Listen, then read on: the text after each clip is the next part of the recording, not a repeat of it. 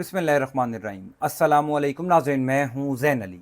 नाज़रीन कराम, 24 जुलाई है और दिन है बुध का। पिछले तकरीबन एक हफ्ते से शहर इक़्तिदार में ये खबरें गर्दिश कर रही थी कि शहबाज शरीफ की हुकूमत के घर जाने का अमल शुरू हो चुका है। फिर सुप्रीम कोर्ट ऑफ पाकिस्तान के मखसूस नशिस्तों वाले केस के फैसले के बाद तो बाखबर हलकों में नए वज़ीर आज़म का नाम भी डिस्कस होना शुरू हो गया था। फिर अचानक नून लीग ने अपने पाँव पर कुल्हाड़ी मारी और पाकिस्तान तहरीक इंसाफ के ऊपर पाबंदी लगाने का फैसला कर लिया। जिस दिन पाकिस्तान तहरीक इंसाफ के ऊपर पाबंदी लगाने का फैसला हुआ था, मैंने उस दिन भी अपनी एक वीडियो में बताया था कि आज जब पाकिस्तान तहरीक इंसाफ के ऊपर पाबंदी लगाने का फैसला टीवी पर सुनाया जा रहा था, उस टाइम इमरान खान अडयाला जेल में जरूर मुस्कुराए होंगे। इमरान खान ने अडयाला जेल में जरूर एक जोरदार कहका लगाया होगा और कहा होगा, क्या पिद्दी का शोरबा। यानी क्या नून लीग के हुकूमत के बस में है पाकिस्तान तहरीक इंसाफ के ऊपर पाबंदी लगाना। आज शहबाज शरीफ की हुकूमत के हवाले से पिछले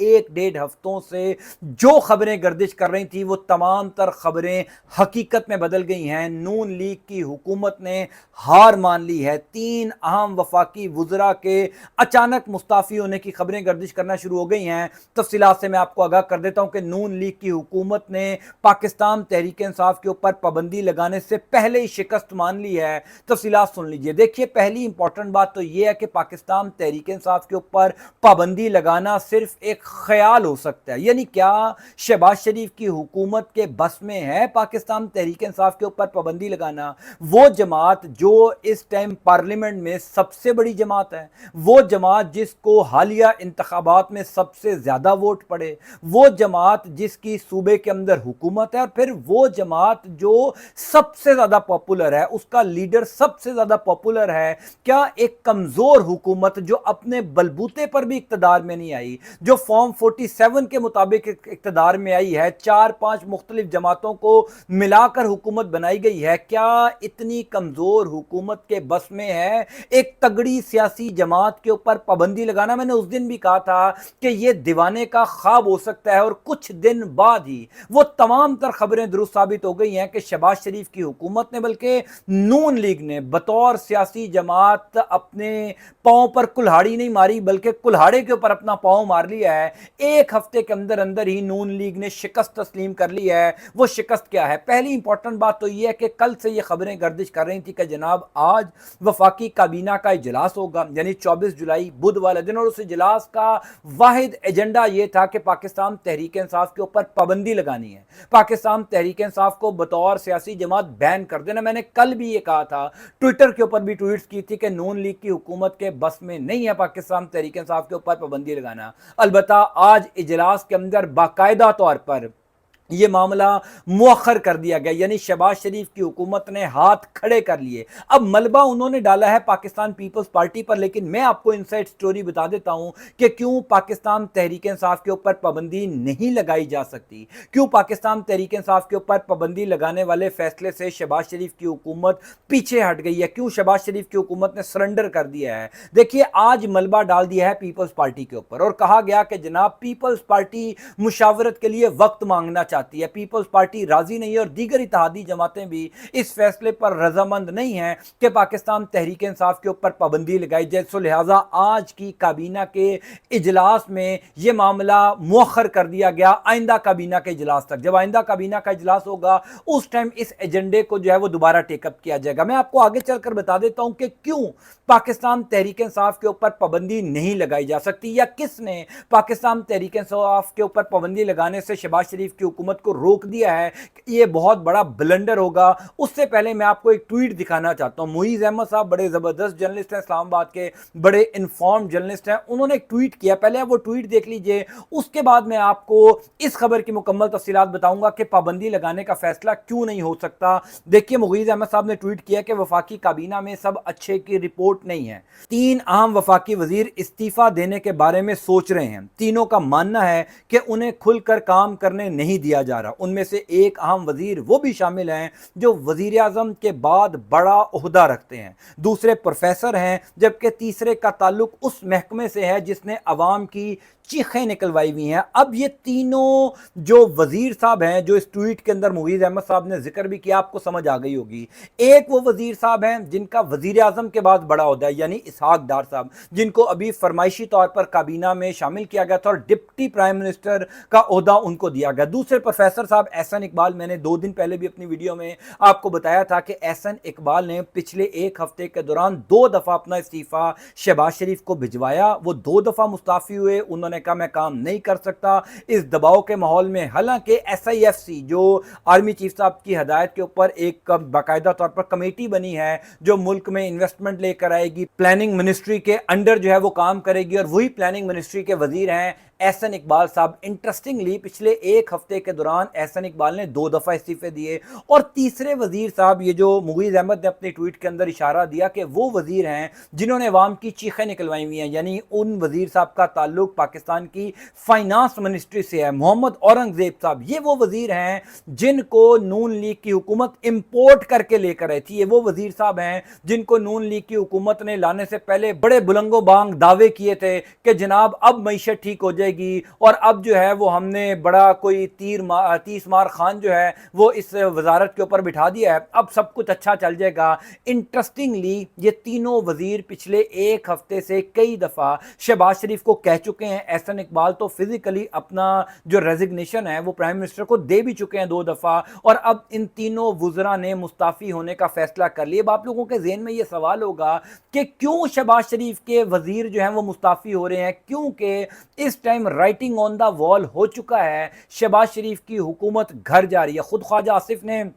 आसमा शिराजी साहिबा के प्रोग्राम में इस बात का एतराफ़ किया था कि हमारी हुकूमत अब ज़्यादा देर तक नहीं चल सकती, हमारी हुकूमत को घर भेजने के लिए बाकायदा तौर पर काम शुरू हो चुका है। फिर फिच की एक रिपोर्ट आई कि ज़्यादा से ज़्यादा भी ये हुकूमत चलेगी तो अगले 6 से 8 माह चलेगी, फिर टेक्नोक्रेट सेटअप आ जाएगा। मैंने जो आपको बात कही ना कि मखसूस नशिस्तों वाले केस के फैसले के बाद बाखबर हलकों के अंदर तो नए वज़ीर आज़म का नाम भी डिस्कस होना शुरू हो गया था, और कहा जा रहा था कि शहबाज शरीफ किसी भी टाइम मुस्ताफ़ी हो सकते हैं, और शायद ऐन मुमकिन है कि मोहसिन नकवी साहब को नया वजीर आजम तैनात कर दिया जाए, मोहसिन नकवी साहब को तब्दील कर मुतबादिल के तौर पर वजीर आजम बना दिया जाए और शहबाज शरीफ की छुट्टी करवा दी जाए, क्योंकि इस टाइम शहर इक़्तिदार में सब कुछ अच्छा नहीं है। नून लीग की हुकूमत बहुत बुरे तरीके से फंस चुकी है पॉलिटिकली। जितना प्रेशर पाकिस्तान तहरीक इंसाफ बिल्ड कर रही है, यानी कल से जिस भूख हड़ताली कैंप का आगाज पाकिस्तान तहरीक इंसाफ के लोगों ने पार्लियामेंट के बाहर शुरू किया, आज उसका दूसरा दिन था। ये तमाम तर वो चीजें हैं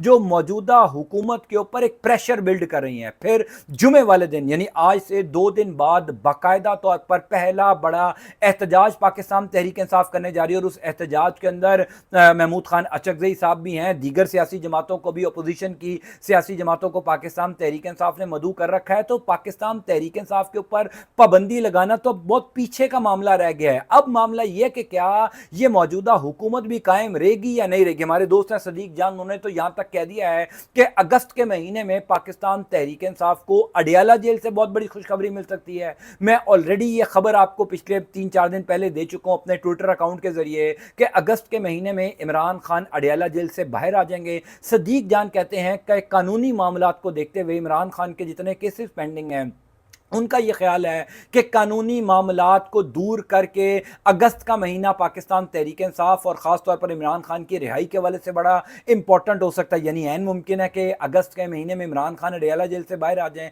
तो फिर आप अंदाज़ा कीजिए कि पॉलिटिकल टेम्परेचर कहाँ पर होगा। शहबाज शरीफ की हुकूमत ने बहुत बड़ा ब्लंडर मारा था पाकिस्तान तहरीक इंसाफ के ऊपर पाबंदी वाला शोशा छोड़कर। यानी आप देख लीजिए कि कल बरतानिया के अंदर हाउस ऑफ लॉर्ड्स में जो एक पार्लियामेंट का इजलास हुआ जिसमें कई लॉ मेकर्स ने शिरकत की, जुल्फी बुखारी साहब ने उसको अरेंज किया था, उस इजलास की जो करारदाद है, आप सिर्फ वो करारदाद पढ़ लीजिए। उस करारदाद के अंदर बाकायदा तौर पर यह लिखा गया है कि जनाब 8 फरवरी के इंतखाबात के ऊपर पूरा ऑडिट होना चाहिए, बाकायदा तौर पर जुडिशल कमीशन बनना चाहिए, इसकी इंक्वायरी होनी चाहिए। फिर फौरी तौर पर इमरान खान की रिहाई का मुतालबा यूके की पार्लियामेंट ने किया, यानी जितने लॉ मेकर्स वहां पर मौजूद थे, बरतानिया के वजीर दाखिला भी वहां पर मौजूद थे। یعنی یہ کیسے سوچ لیا کسی نے بھی، اگر شہباز شریف کی حکومت نے نہیں بھی سوچا، کسی نے بھی یہ کیسے سوچ لیا کہ ملک کی سب سے بڑی سیاسی جماعت جس کو حالیہ انتخابات میں سب سے زیادہ ووٹ پڑے ہوں، صوبے میں ان کی حکومت ہو، ویسے تو مرکز میں بھی انہی کی حکومت، اگر فارم 45 کے مطابق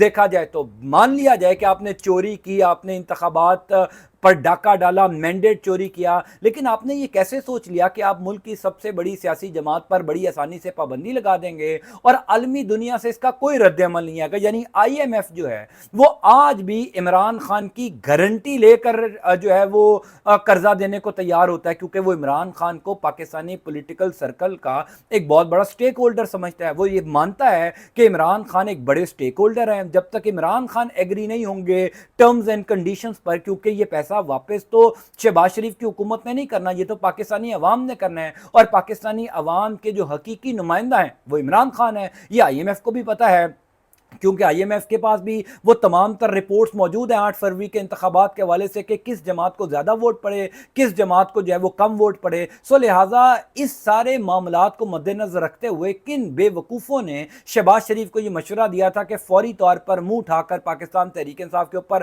پابندی والا شوشہ چھوڑ دو۔ پھر پاکستان پیپلز پارٹی جو ہے وہ پہلے دن سے اس معاملے کے اوپر جان چھڑا رہی تھی، کیونکہ پاکستان پیپلز پارٹی کو اس بات کا اندازہ تھا کہ اگر تحریک انصاف کے اوپر پابندی لگائی جائے گی تو یہ معاملہ صرف نون لیگ کی حکومت تک نہیں رکے گا، یہ تو پیپلز پارٹی کو بھی کسی کام کا نہیں چھوڑے گا۔ بحیثیت جماعت پاکستان پیپلز پارٹی بھی ذلیل و رسوا ہو جائے گی، کیونکہ اس time majority vote bank Pakistan Tehreek Insaf کا ہے، اور آپ اس جماعت کے اوپر پابندی لگا کر کروڑوں ووٹرز کی توہین کر رہے ہیں۔ فواد چودھری صاحب نے بڑی زبردست بات کی تھی، انہوں نے کہا کہ اگر پاکستان تحریک انصاف کے اوپر پابندی لگ بھی جاتی ہے تو کیا اس پابندی کا نقصان عمران خان کو ہوگا؟ کیا عمران خان کو پاکستان تحریک انصاف کی ضرورت ہے؟ کیا عمران خان کو کسی سیاسی جماعت کی ضرورت ہے؟ بھائی عمران خان تو اٹ سیلف ایک بہت بڑا برانڈ ہے، عمران خان تو اٹ سیلف ایک بہت بڑی پولیٹیکل پارٹی ہے۔ عمران خان کی سیاسی جماعت کا نام تحریک انصاف ہو، انصاف کی تحریک ہو، یا وٹ ایور جو بھی نام ہو، عمران خان جس شخص کے اوپر ہاتھ رکھ دے گا کہ اس کو ووٹ ڈالنا ہے، قوم نے اس کو ووٹ ڈال دینا ہے۔ 8 فروری 2024 کے انتخابات میں تو یہی ہوا۔ سو لہٰذا پاکستان تحریک انصاف کے اوپر پابندی والا بلنڈر بہت برے طریقے سے فیل ہو چکا ہے، نون لیگ کی حکومت کو لینے کے دینے پڑے گے اور اپنے وزراء مستعفی ہونا شروع ہو چکے ہیں۔ بہرحال میں انشاءاللہ تعالیٰ آپ کو اس حوالے سے اپڈیٹ کرتا جاؤں گا۔ اللہ تعالیٰ آپ کا آپ کے خانہ کامیاب ناصر ہو۔ انٹل نیکسٹ ٹائم، اللہ حافظ۔